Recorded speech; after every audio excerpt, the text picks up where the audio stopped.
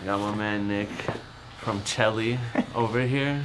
I love it. Thank you for joining us at Fabulous Reality. Of course, thanks for having me. Of course, man. I've known you for a while now, and it's crazy that we've kind of both seen each other kind of like grow into our businesses. Exactly.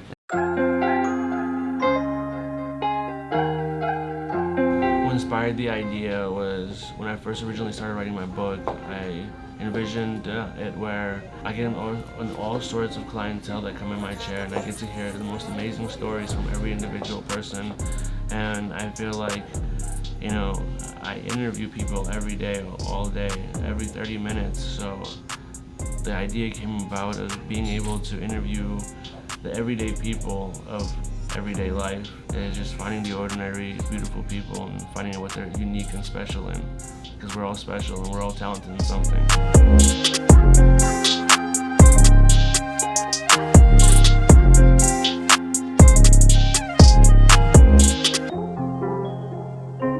I'm gonna have you talk about what you do, who you are.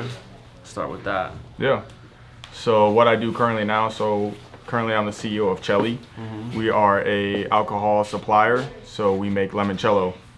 What makes us different, if you ever heard of limoncello, is that we are modernizing what we believe limoncello should be. So normally limoncello is this really thick, syrupy, alcoholic drink.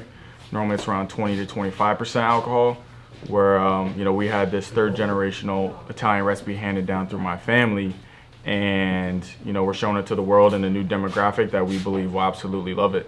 It's something where we think it's a better alternative to any flavored vodka or tequila.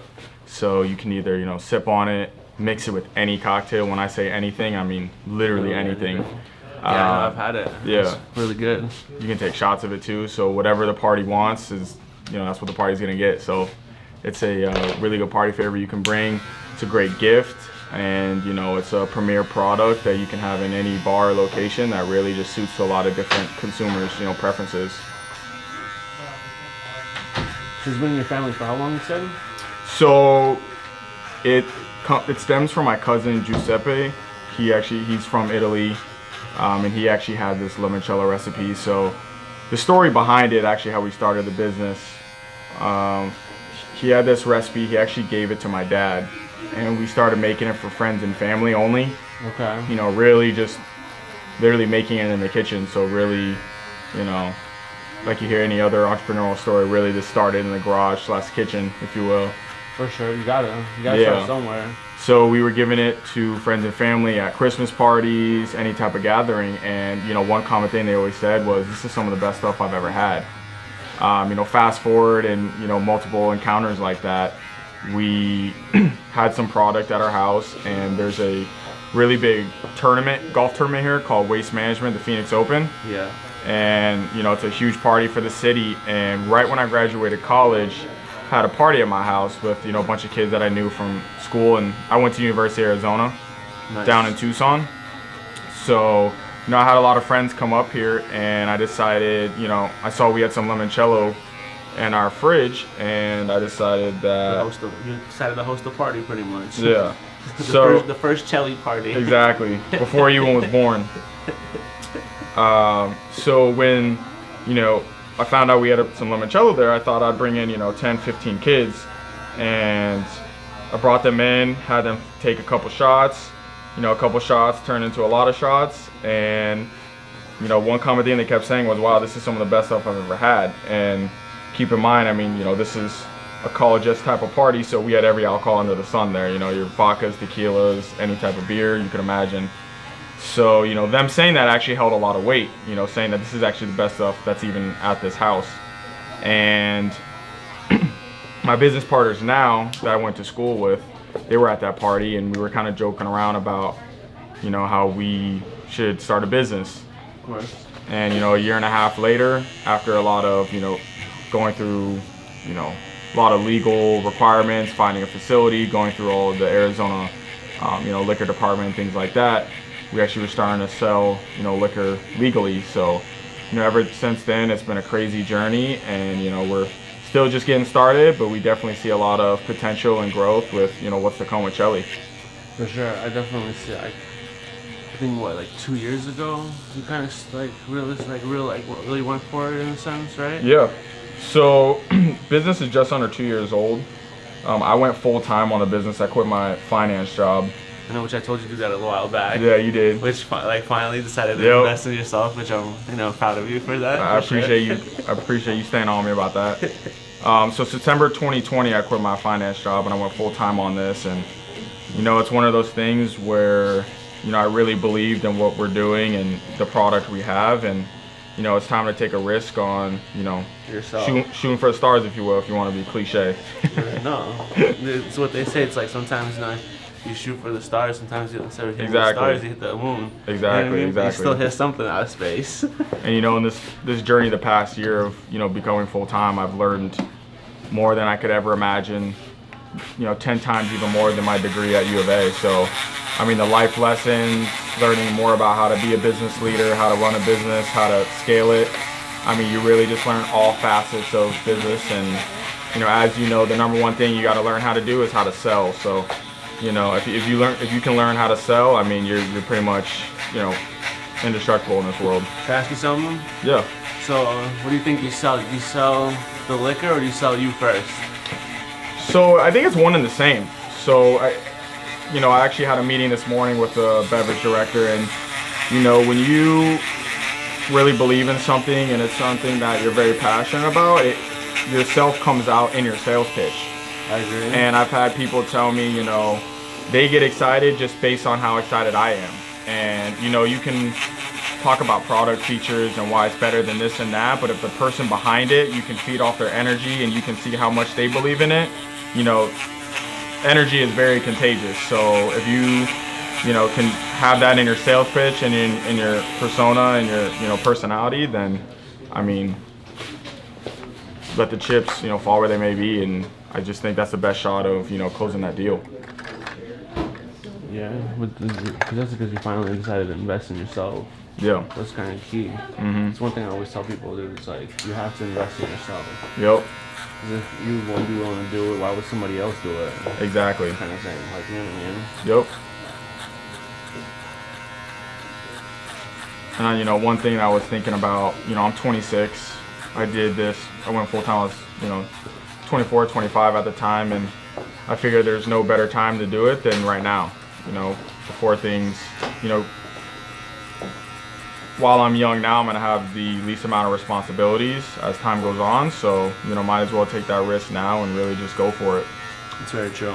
That's kind of how I looked at it when I first started, when I was young. Yep. I was like, I'm 21 years old, right? And I first started the shop. I was like, do I want a family first? Yep. Or do I want a business? Yep. I was like, well, if I have a business, at least I could pay for it. Yeah, exactly. The roof over my head. Yep. And the lifestyle that I want. You know what I mean? Where a lot of people kind of went backwards. They'll kind of do like the family, the wife, the girlfriend, you know what I mean? Whatever it is. And then work their way backwards, kind of thing. Exactly. I don't think there's a right or wrong answer. Sure. I just think it's all based on the person and what their aspirations are. I think some people do it the other way. Some people do it kind of our way, if you will. And it really just depends on I guess your priorities at the time. And obviously as you get older, your priorities tend to switch a little bit. So I was at a point where this was on the top end of my priority list. So I figured I'm gonna go full time on this, take the risk on it, and just put all 100% into it, and whatever happens, I'll be okay with the result, because I know effort wasn't going to be the deciding factor, whether it's if it doesn't work or not. Well, the deciding factor was always you. Yeah. Depending on how much your time and energy you wanted to put into it. Yep. In the end. Like, you know what I mean? Yeah. Just like anything else that we do. Yep.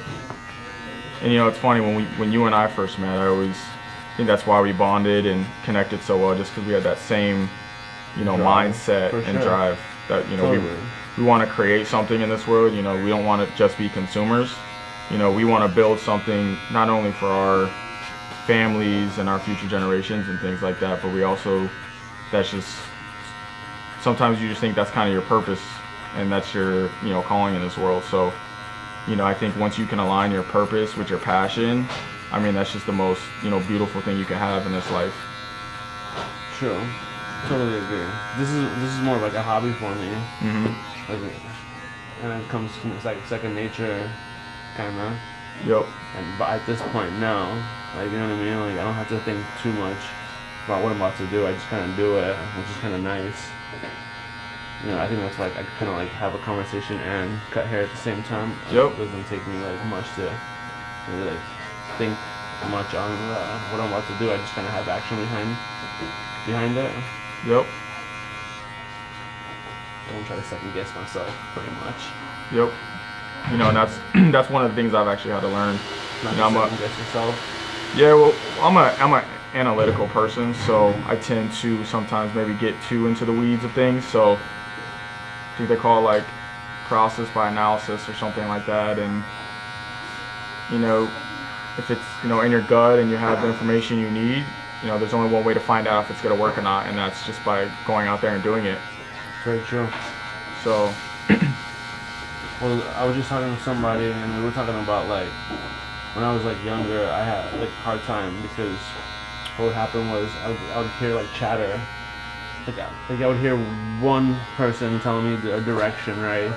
And then I would ask for a second or third opinion, which I should have never asked, for instance. Gets in your head. And then it gets in your head. Slows you down. Yeah, because now you're in your head without making an action or a move and stuff Exactly. like that, which does make it like a lot tougher. I think that's the important thing to keep in mind, is also to have, you know, a wise counsel around you. So if you do need to ask 2, 3, 4 people, you know you can trust their opinion and, you know, their experience. You know, you can trust and bank on, you know, what direction you can go in. It's true. I definitely have friends like that I can go to and ask questions, and know that I can trust their judgment. Yeah. You know what I mean? Because of the choices that they've made in their life. Yep.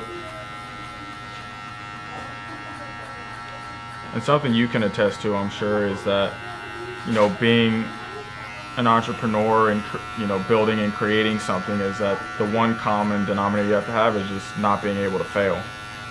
You know. I mean, you gotta be okay to fail. Yep.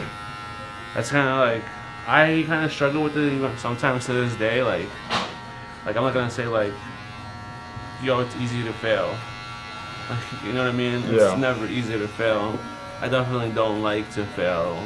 You know what I mean? Yeah. But I definitely try enough things to know what failure feels like. But I know that when I am failing, that means I'm trying something I've never tried before. Yep. And I don't try to like beat myself on the failure. I just kind of look at it as like, okay, what did I learn, and how can I apply this to something else, or can I apply, like, what can I do better the next time around?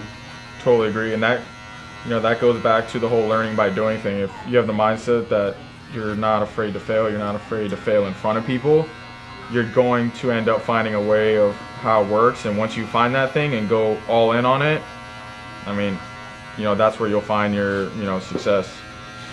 It's true. You definitely got to go in and all in on yourself. So I always like, you know that motto, like when people say it's too good to be true, it's too good to be true. Yeah. A lot of the times, especially when somebody comes up to you and says like, yo, I could take your money and turn it around in X amount of time. It's like, okay, well, you know, why wouldn't, if you have that amount, why wouldn't you invest in yourself and, you know, take the time to do something that's gonna pay you longevity instead of someone else, kind of thing. Yeah. And a lot of people take risks upon somebody else taking the risk that they should be taking themselves. Yeah. And that goes back to, you know, what we just spoke about, you know, risk tolerance, and, you know, the people who are willing to, you know, the people who tend to take more risk and are not afraid to fail are the ones who tend to, you know, be the ones who are most successful at the end of the day. True. So I heard this quote. It said, the person goes, do you know where the most unfulfilled dreams are? Do you know where the most unfulfilled dreams are in life? Unfulfilled dreams. Yeah. Where is that? What do you think? Like, if you had to guess. The most unfulfilled dreams in life are? Well, I would say I think people have a lot of dreams in their head. So if there's a location, I would say in your mind. In your mind? Yeah. The lady said the graveyard. The most richest, unfulfilled That's a dreams good one. is the graveyard. Okay. Because there were plenty of dreams that never got fulfilled because people did not take. Because you never hear somebody that said that that's about to be on a deathbed that says, "I've done it all." Yeah. They're always on their deathbed saying, "I wish I could have had more time to do this. Yep. I wish I would have done this. Or Yep. I wish I would have taken more of a risk." You know what I mean? There's not one that ever says, "I had enough. Exactly. Like, please take me." Yep. No, I like that. And that's actually one of the deciding factors when, I ended up going full time on this was, when I'm 60, 70 years old, am I going to want to look back and be like, what would have happened if I would have just gone all in on that, liquor idea I had? And not just me, my friends and my family. And, what would have happened if I would have just, went all in? And that's not a regret or risk that I wanted to sit, in the graveyard one of those days. So, I went for it, and wherever it happens, and I'll live with the results. I think there's some good results so far from your experience. Yeah. You've gone. Dude, look how far you've gone. Definitely, yeah. And so you're only gonna get further. I met a guy one time in my chair. He started a tequila company out of here too. Okay. And he kind of like the same thing, like you said, like he doesn't want to like run before he can learn how to walk, kind of thing, right? And it took him, I think, like 10 years and then he was like, now he's like nationwide. Sells his tequila in all 50 states because he's on contract. But he was able to like figure out where the cost, where we better and how to properly infrastructure it. Yeah. How much? Let me see the picture one more time. Yeah. How's the face so far on the bottom? Perfect, bro. One of the things that is important to us is, having a good team, and with that is having advisors who have been in the alcohol industry, whether it be branding, marketing, sales, distribution, supply chain operations, or just, any facet. And, we've really cultivated and built a team that, we're able to ask them questions about certain avenues and paths that we're going to go down before we actually go down it, so we know, what's the least resistant path to take. More specifically, one of our advisors, just to speak to what you're saying about, your friend's tequila company that took 10 years, he goes by this saying that, the 3 7s, it'll take 7 years, $7 million, and 7 key members to really make it a big national brand. And, knowing that type of information is, helpful because, I don't harp on the actual numbers per se of, it's going to take me 7 years. I just think about, okay, well, how can we actually possibly do it sooner for cheaper and, more efficiently. And, that's something that we pride ourselves with Chelly.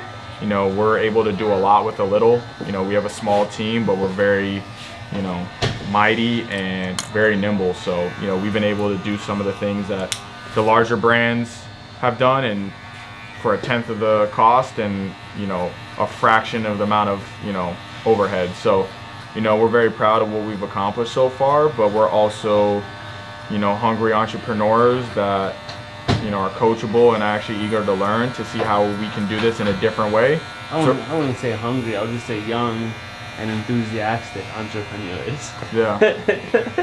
Like, you know what I mean? Yeah. I would say more enthusiastic than hungry, you know what I mean? So, some of the, tidbits, information from these people who've done it before, to help us lead us down the right, path has been very, helpful for us. So, as I'm sure, you starting your businesses, you've, heard and gotten a lot of good insight on, what not to do, what to do. And then, of course, you make your own mistakes. So, you can't lay down the path perfectly in front of you, but again, try to find that least resistant path. Yep. It's very true. And don't be afraid to take risks. Yep. Because that's the one thing that was kind of like. Another one that I heard that was really good is like, if I could have invested more in myself, I would have. And that's what like a lot of the guys that I've interviewed have said that majority of the time to me. Yeah. They all have said like, if I could have invested more and taken more of a risk on myself, I would have done that. I wish I would. Were they specific at all in terms of what exactly they wish they would have done? Like for instance, one was like the guy that owns the dealership. He was like, I wish I had went bigger, because I didn't at first when he finally went into it, he didn't feel like he could have he didn't feel too comfortable jumping that big into it right away. Yeah. So he kind of wanted to grow and kind of scale. But he just the walking before running thing. Yeah, but he's like, I wish I would just kind of jump, and I kind of understand that, because my idea is this was kind of the difference where I tell you that I like to run before I can walk. Kind of thing, is because the way I look at it is the time that I'm gonna waste is gonna be no different than me taking the time to walk or run. Yeah. Because the time that I'm gonna have to walk and run is gonna be the same. The only difference is how fast am I gonna get somewhere. Yeah. Depending on how fast I'm moving in a sense. 100%. But the time in the end is both given to you equally. It doesn't matter, in the end, 24 hours, 24 hours. Yep. You get what you get. It doesn't matter how you want to move. It is what it is. Yeah. I think it all depends on the person too. So, if that's something that you're more comfortable with, then, I think, you play to your strengths of who you are. And as long as you stay true to that, then, you'll get what you'll put the effort in for. It's like you said, you gotta have a risk diverse friend. Yeah. And that, funny enough, that was actually me. So you were one of the people who kept begging me and pushing me on. My co-founder and current business partner was the risk taker, and he was one of the big reasons why we started this business. So you always gotta have the yin and yang, and we have a really diverse team, that started Chelly, and we just really work together well. But we also, value different opinions and different approaches, and I think that is, the most valuable thing with having a team is accepting that and really leaning into different perspectives, because I think creativity is one of the most valuable things a human has. And if you can tap into that with multiple different people, then I think that's how you can really come up with some really cool, creative, and successful brands. I totally agree. I was just telling Kelly, I was like, my next project in videography, I want to do a Food Network concept. You're always up to something, man. You always talk to your cousin, and I'm like, what business is Boris on right now? My whole thing is about experiencing the actual industry, and then seeing what I can maneuver and do in it. You know what I mean? Yeah. Because alright, so when I was a kid, I was told this is who you had to be, and this is how it was done, and this is how you got to do it. Yeah. Right.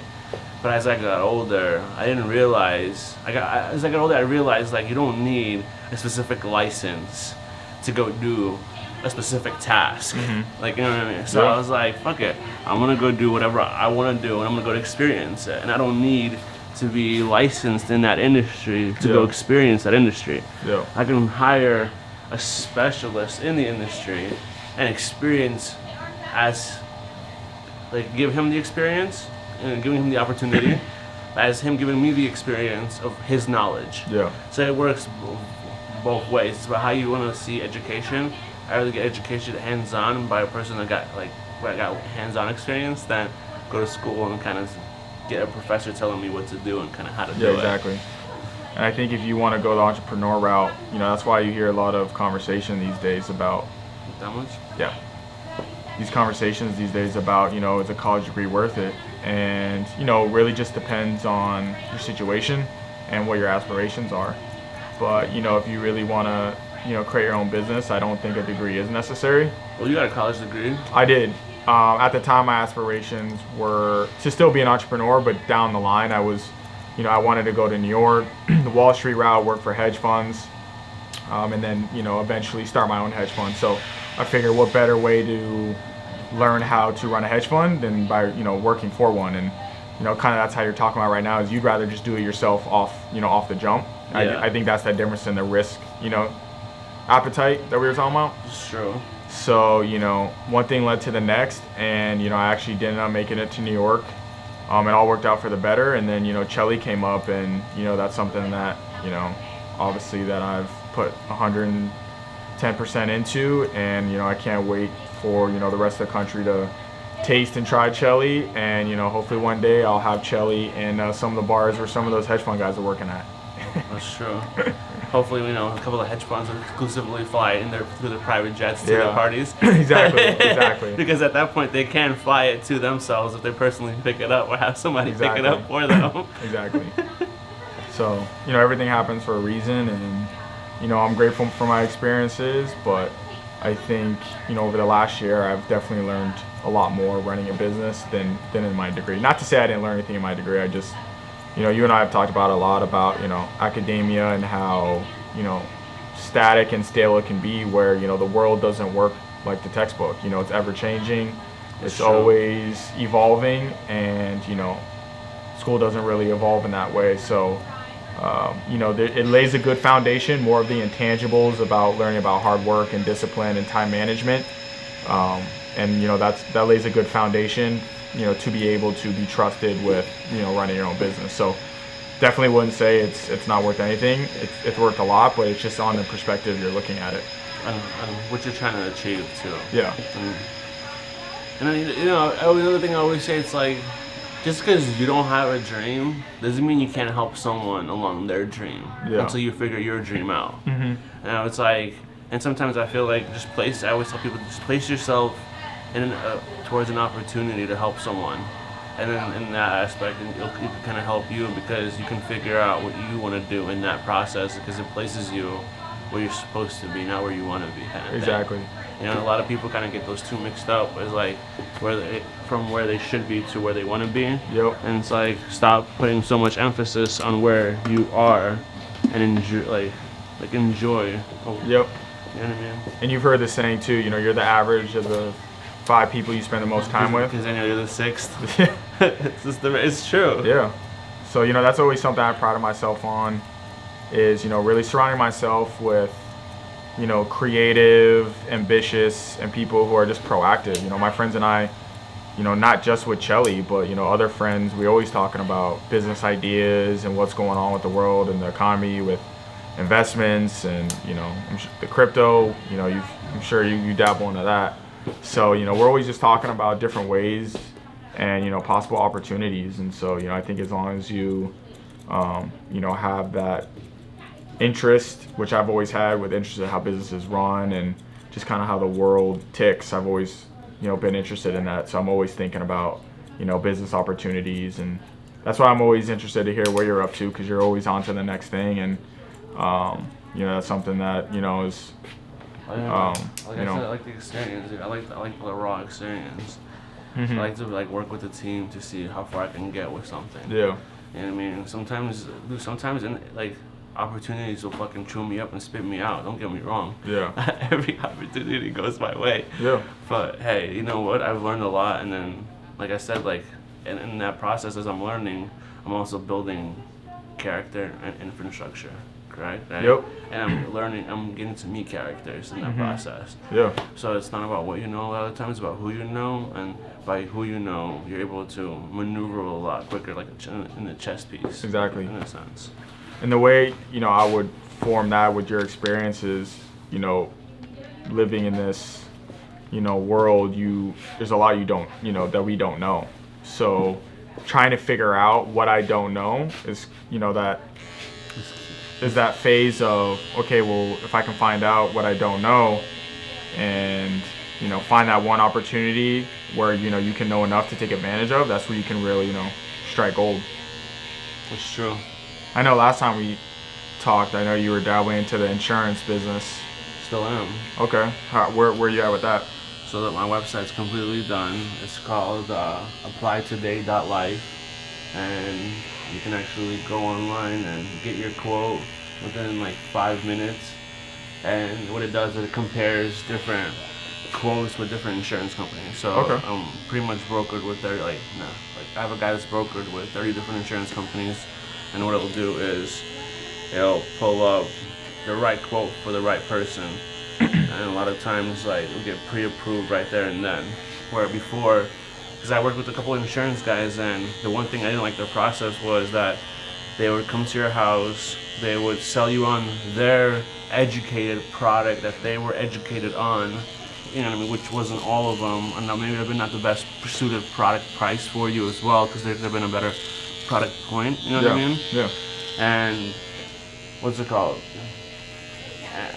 So they'll give you the quote, and then they would come back within the next following week to check up on you to see if you wanted the insurance plan.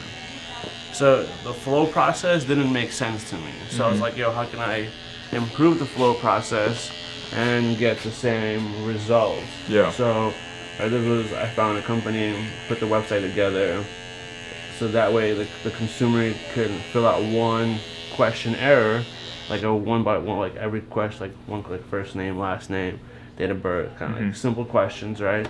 And then identifies what insurance plan works best for you, depending on what you're looking for, depending on where you are financially, kind of thing. Love it. Awesome. How's that been going? Really good. And then another thing I just finished up too was you're gonna die on this one. A sex toy store. Can't even say I'm not even surprised. Oh my gosh. But I would actually be surprised if you didn't end up trying that at least once. Trying to start a business like that. I would have been disappointed in you. I know. But yeah, that one is like a dropship company where literally I don't have to in-house any products, and whatever you see, the manufacturers actually ship out to the consumer. So it comes straight from the manufacturer in a sense, which is beautiful. Yeah. You know, in the past 5 years too, drop shipping has definitely been a lot more prevalent, and a lot of branding companies like ours, like, you know, my company, you know, we have a merch shop, and, you know, one of the biggest things being that we're not a clothing brand is we don't want to have to store inventory and putting in capital for something like that where it's not ordered yet. So the fact that there's this drop on demand. Exactly. I have one of those too for the barbershop and for something else. Yeah. So I kind of guess like I've dabbled into a couple of things, and I've built up a couple of infrastructures, and now if I want to jump into something, I know what I want to pull from where and how fast I can do it. Yeah. Kind of thing. Yeah. You know what I mean? Which is beautiful. And the more we're talking now, I'm just thinking about all those business ideas that you've come up with. I know.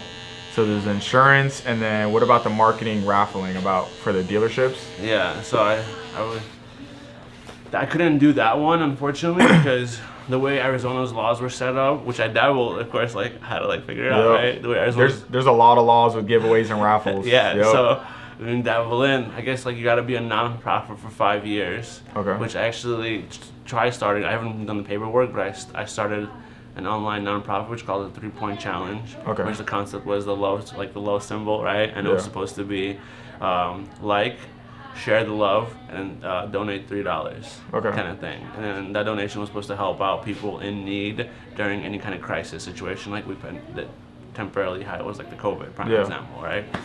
That didn't go too good because the people I like signed up to work with kind of led me to believe one thing, and it was another thing, and it was just kind of. But the infrastructure was just there to be built, to be worked on. Yeah. So if like say down the line, if I want to go back to it, I can easily kind of. And you're gonna let that sit there for a while so that 5 years can pass. And I was thinking about it. Yeah, why not? Like, you know what I mean? Yeah. And at the same time, I was also thinking about like the whole NFT thing, right? So I was talking to somebody. Here we go. Another business plan. So, whole filing cabinet full of just different business plans. You go. So we were talking about the whole NFT thing, right? And I was like, so a client of mine, I was like, yo, he's a great artist. You know what I mean? I've known him for a while. I was like, I want to create like a collection, like a dinosaur unicorn collection. Right? There's a lot of those weird animals out there that are worth millions. For sure. But I was like, what kind of utilities do I want to create behind it, right? Yeah. I don't want to just create a piece, right? I want to kind of create like almost like a status symbol that, hey, like I own this, and this is like the cause that they do, in a sense, because I donated towards this cause, kind of thing. So I was like, maybe I'll kind of bring back the whole 3-Point Challenge in that sense. So I'll have a collection, and anytime the collection gets sold, it'll get Yeah. the money, proceeds will get donated to the foundation that'll potentially help somebody out in a sense, kind of thing. So kind of like I said, I got mine is always spinning. Yeah. It's always clocking. How about you? Within that space, Yeah. NFTs, we've talked about it. There's actually a lot of regulations with that, with raising money and doing NFTs and that whole ICO, the initial coin offerings. So I mean, it's something you definitely have to do your research on. Wasn't there like a beer company or a wine company that was trying to sell NFTs? So there are a few brands that actually sell NFTs. I'm not gonna say their names right now for free advertisement, but no, for sure, I get it. Nah, just Chelly coming soon. I got you. So there are some actually big beer companies that if you go on, the platforms for NFTs, you'll find them, and they'll just link up with an artist, and it'll just be, say, a beer can with a different background. My business partners and I actually have come up with an idea. Should we ever go down that path, we actually have a really creative way of how ours can be different within that space. So no promises, but it's definitely something we're looking into. For sure. I get it. I'm looking into space too. Like I said, it's definitely like, it's almost like creating intellectual property on a digital scale. Yeah. And then being able to, like you hear about like the band that bought NFT characters, and they're creating a band out of it now. Actually, I haven't heard of that. So like their characters are gonna become like artists within the metaverse, kind of. The metaverse. So the metaverse, I haven't really done much research on. I know it's like the Oculus type of, technology. Yeah. Ordeal. You put that on, and you can literally live in a virtual world. I don't know too much about it to speak on it, but I'm not sure how the adoption rate on that's going to be. I mean, maybe that's something in couple hundred years, but I would say in the short term. I think it's already here. I think we're around the corner. I just don't get what's the benefit or the... Dude, there's casinos that you can go to virtually, like a virtual casino. Yeah. There's horse betting virtually now. Think about it, like you can actually buy an NFT horse and 2 different horses, breed the 2 horses, and it becomes a different horse kind of thing. So it's like another dimension to make money. Yeah, in a sense. That's interesting.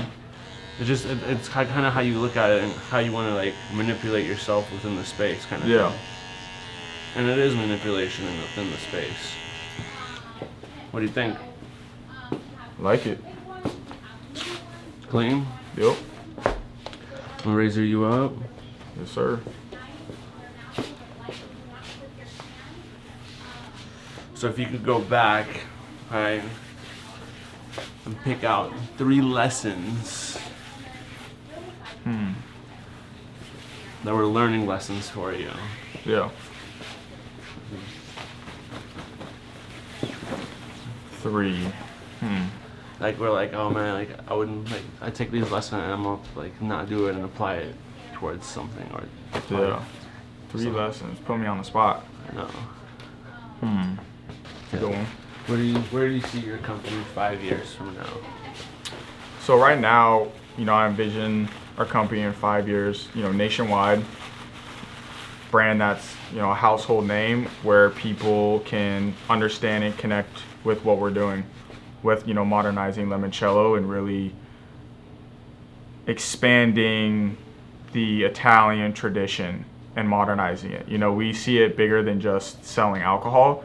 We see it as an extension of an Italian family, and I'm not sure how many Italians but one thing that Italians take pride in is creating a culture and everyone's family type of deal.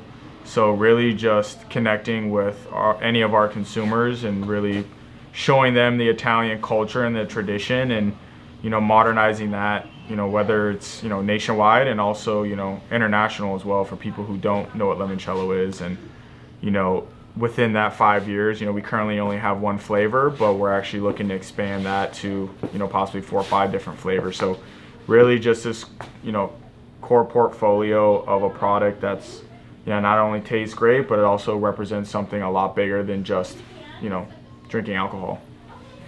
Well, I know like I tried limoncello for the first time in Italy, Mm-hmm. and I didn't know what it was.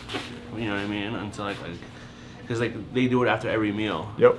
That's kind of their Tradition. That's kind of their tradition. That's kind of like their dessert. Yep. In a sense. So, and what we're doing is, instead of something that's just available for after dinner, it's something that can be tradition for any gathering or get together, you know? So it's something where people can bring to parties, they can bring to celebrations, they can have at their, clubs, bars, they can have it at home, and it's something where you can have your own tradition at home and be a part of a culture and tradition yourself. Have you guys thought about like creating like some kind of like game behind Chelly?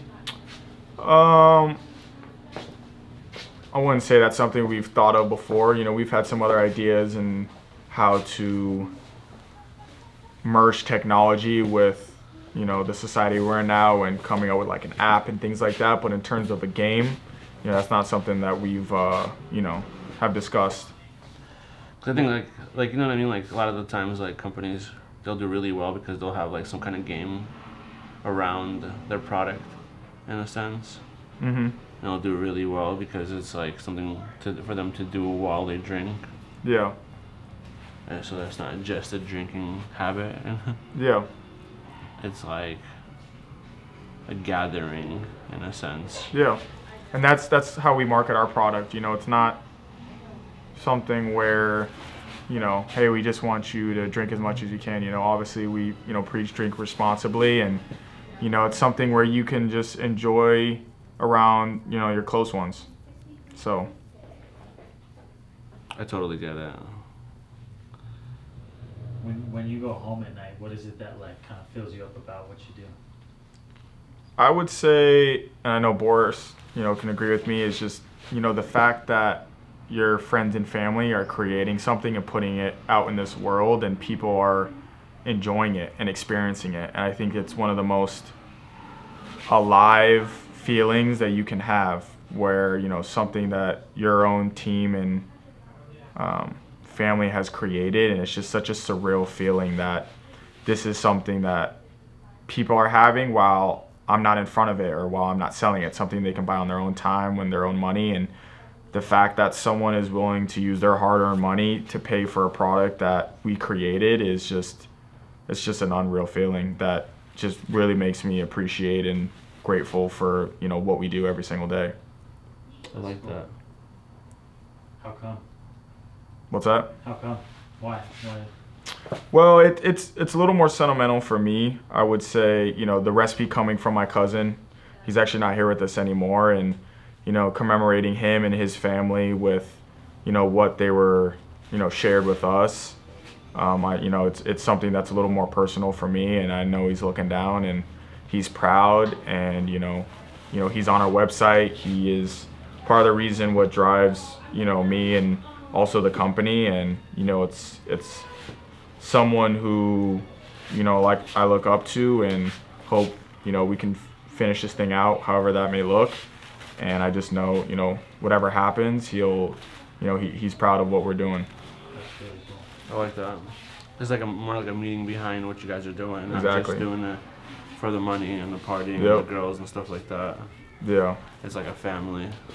And, and that's what we're pitching to our consumers, is that, like you were saying, it's not something where, yes, obviously you can enjoy in large amounts, but it's more about that experience you're having with your close ones, and the fact that the brand and the product behind it has that personal story and touch to it. I think that will connect with a lot of consumers, because everybody has something personal that they value close to them, whether it's a family member or a tradition or whatever it may be. So the fact that we're able to have a product that can help connect that is something that's really cool. That's true. I always say anything that connects you to your family, like, Yeah. what I mean? And that goes again with the Italian culture and tradition about extending our family out to everyone else, and anyone who drinks our product, buys it, gives it to someone, they are an extension of our Italian family.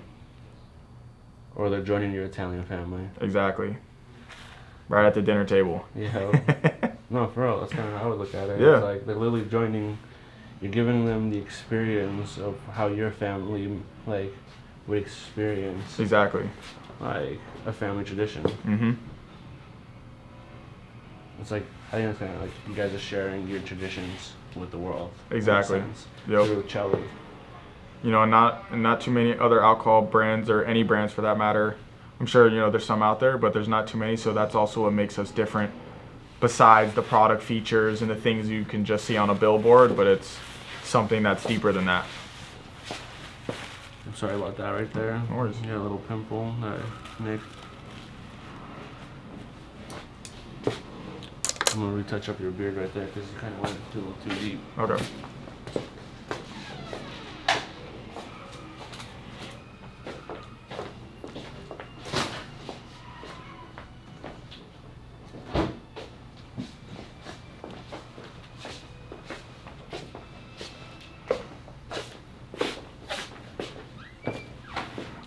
You think you can get my neck too? Yeah, Awesome. I got you. We're not on camera though. What's that? Take care. We're not on anymore? No, we are. What? You good? So you're not on No, I was telling him that I'm not gonna do his neck on camera. I'm gonna do it after. But you're good too. I'll see you later. Bye, Cheyenne. Yo, are you done? Yeah. Are you out? When is your flight? Tomorrow morning, 8 a.m. Did you drop off Maverick? Not yet. I'm sad, my big boy. I'm sad. I got you. Yeah. Have fun. All right. See you later. Have a Merry Christmas. You too. Let me get you like a blood stopper for a second.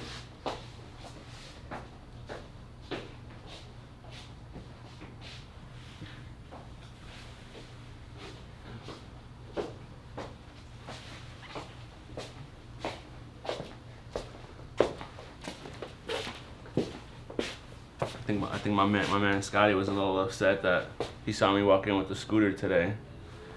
And he's like, cause my ex-wife got me the scooter, and he has to pay for it. Is that your ex-wife? Yeah. I know she looked familiar. I was like, I Yes. feel like I've seen you back there before. Yeah. What do you mean he has to pay for it? Well, cause he pays like a monthly subscription for his for his scooter. Well, he rents it from Junior. Junior, yeah. Monthly subscription. Well, it is. Junior's. It was Junior's subscription to it. Yeah. Dude, he just did work today. Didn't even say anything. No, he said bye. Oh, to you. Yeah. Do you have a couple more questions?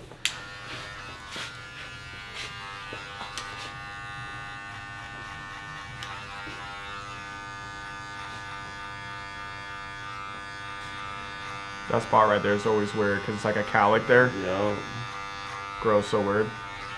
got you though. Always. Yeah, I've been cutting your hair for 6 years, Something like that, bro. right? Yeah. That's crazy. Also, shout out to Zach Shea. He's the one who put me in touch with you. We would have never met each other. That's true. Yeah, That's crazy. I know. Damn. It's been like it's kind of crazy. My mom always tells me like my clients are just like me. She says. That's what mom says to me all the time. She's like, your clients are just like you, crazy. I was like, yeah. I was like, they have to be. It had to be. You keep showing up in the chair.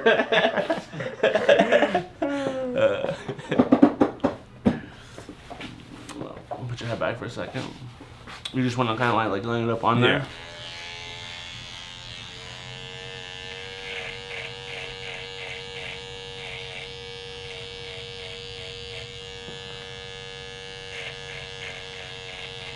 Yo, so who would you say your biggest role model is?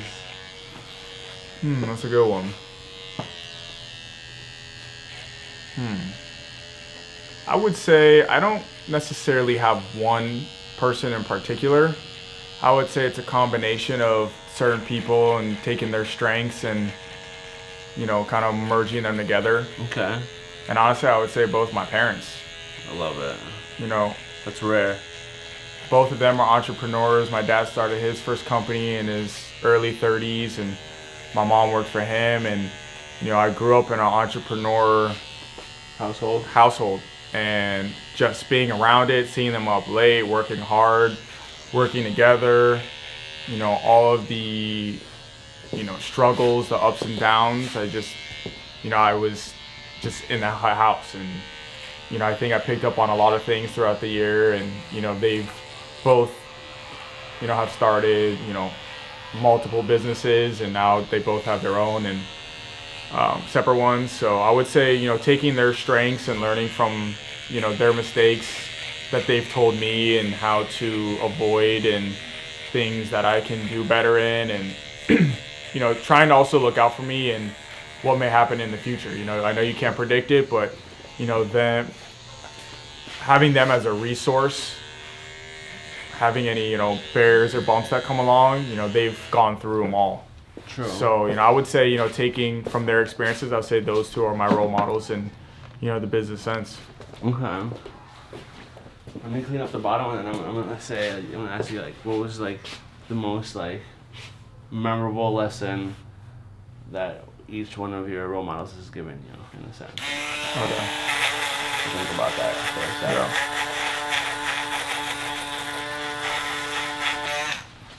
Yeah. All right.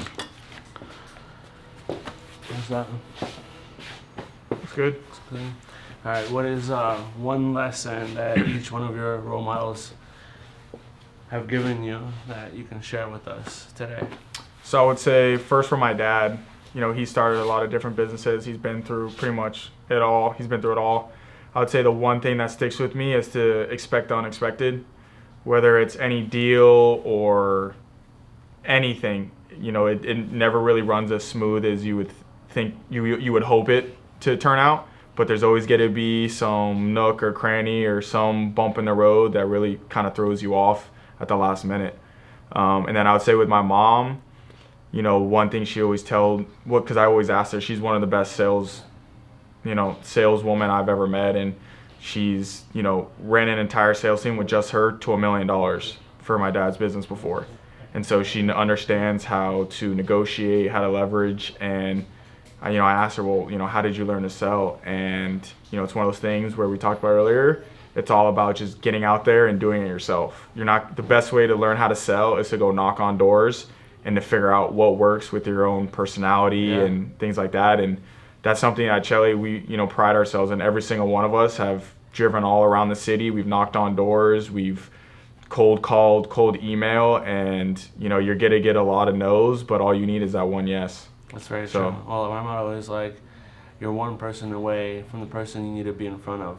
Exactly. Yeah, think of it that way, right? Yep. So if that's the case, then it's for every person that it's like they say, for every one person, I can influence 1,000 people. For 1,000 people, I can influence one person. Yep. It just depends on how you're scaling and who you're influencing, kind of thing. Yeah.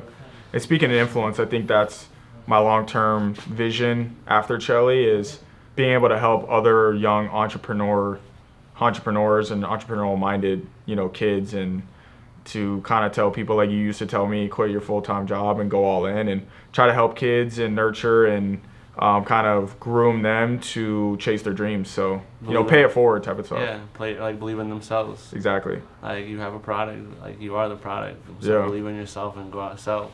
Exactly. When I was in high school, I think junior high, that's 90 girls out. I got rejected 90 times in 30 days by 90 girls. It was it's a YouTube series. There's your next YouTube series. Get rejected by 90 girls in 30 days. YouTube challenge. Right? Oh man, it was definitely after the 15th day, it was just kind of one of those things. Me and my buddies were just all right, let's see what kind of rejection you're gonna hear today. Yeah. I mean, in the same sense, it works the same way with selling out on the streets of your product. I was the product at that time, and I wasn't the best the best. Hey, but you know exactly. what? Now I'm pretty good. So I'm a social butterfly now. So it's definitely put me out of my shell, which is kind of nice. Yep. Where before I felt comfortable having a conversation or even doing something like this. Yep. Or now it's just kind of same way. just be myself. Exactly. Don't try to really change and Either they accept it or they don't. Exactly. And that's Right. actually one of the learning opportunities I've had throughout the past, 8 years. I actually despised public speaking. I hated presenting, being in front of cameras, and now just You gotta do you it. do it enough times, it just becomes natural, because at the end of the day, as long as you act the way you are and you're true to yourself, Yeah. if they don't like it, they don't like it. That's you true. know? It's very true. Nick, thank you so much for joining me today. Definitely gonna. I definitely want to say let's take a shot, but I know we gotta drive. Yeah. Behind scenes. I don't want to call influence drinking and driving. So we're gonna say no drinking and driving behind the wheel. No drinking and driving. Drink responsibly. Drink responsibly. How's our haircut today? Love it. That's why I always come back here. Perfect. Awesome, man. Well, I appreciate the opportunity to speak up a little bit about myself and my business, and I always appreciate you. Yeah, always a pleasure. All right, bro. Always a pleasure. You have a good one. Likewise. Thank you guys for watching Fabulous Reality, and I hope you guys stay tuned for the next episode. What you been about? All that time we spent apart, they got me healing now. Yeah, if I think about it, I just write it down. For their thoughts, man, that shit'll never